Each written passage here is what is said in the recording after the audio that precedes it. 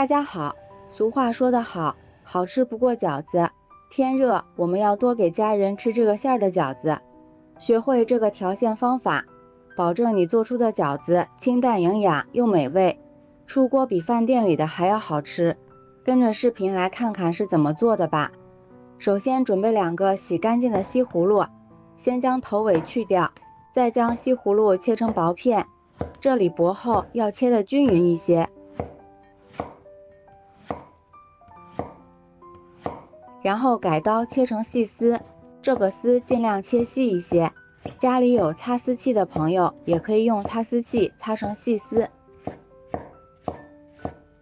全部切好之后，放入大碗中，往里面加入1勺食盐，用手充分的抓拌均匀，使每一根西葫芦都能均匀的裹上1层食盐。抓匀之后，放一旁腌上10分钟。腌出西葫芦里边多余的水分，10分钟之后，看一下西葫芦已经腌出了很多水分，将它放到一个干净的纱布里，用力挤出西葫芦里边的汁水。这个汁水也不要浪费留着备用。西葫芦挤好之后，放在案板上给它切碎，这里尽量切小一点。全部切好之后，放入大碗中备用。下面盆中准备500克普通面粉，用挤出来的西葫芦汁和面，这样西葫芦里边的营养一点也没有流失。边倒边搅拌，如果西葫芦汁不够的话，我们也可以再加点清水，搅拌成絮状，下手揉成面团。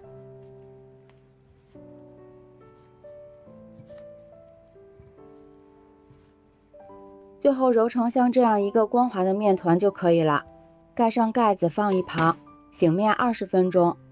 下面准备1根油条，先切成薄片，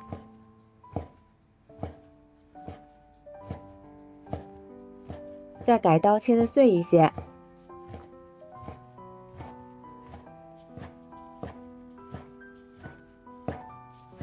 切好之后放入西葫芦馅里面，用筷子搅拌均匀。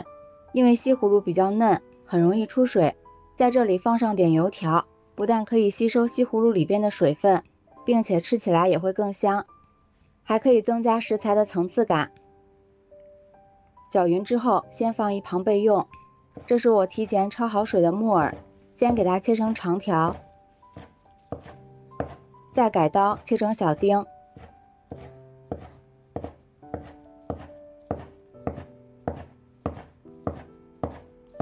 切好之后放入西葫芦里面，再准备1把小香葱，切成葱花。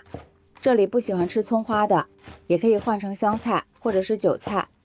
切好之后和木耳放在一起，下面碗中打入3个鸡蛋，往里面加入少许的食盐调味，半勺白胡椒粉去腥增香，再加入少许清水，这样可以使炒出的鸡蛋更嫩滑，还不容易炒老。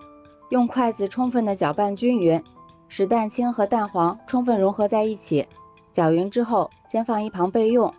下面锅中倒入适量的食用油，油温6成热，将鸡蛋液倒进来，这时不要立刻翻炒，等底部凝固之后，用筷子快速的划散，炒成小块，这样方便拌馅，并且更容易入味。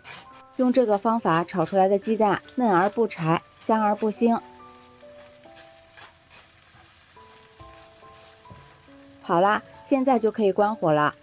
等鸡蛋彻底放凉之后，再倒入西葫芦馅里，下面调一下味，往里面加入适量的食盐，少许的13香，半勺鸡精，再加入1把虾皮提鲜，最后倒入少许的香油，用筷子充分的搅拌均匀。这里不需要加很多的调料，不然会掩盖西葫芦本身的鲜味。搅匀之后先放一旁备用。现在我们的面团也醒好了，直接放在案板上搓成长条，切成大小均匀的小剂子。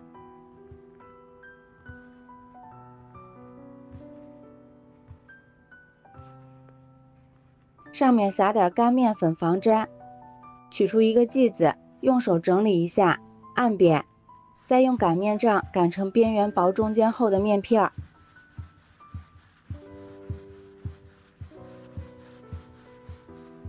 像这样就行，中间放入调好的馅料，用自己习惯的手法给它包起来。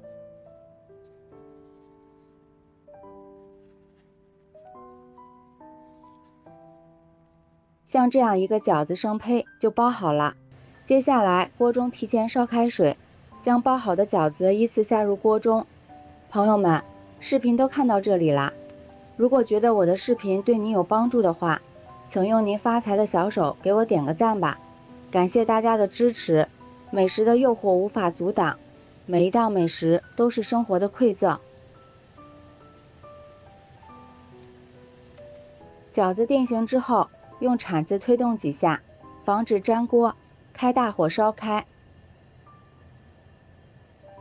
水烧开之后，打入一次凉水，素馅的饺子打一次凉水就行了。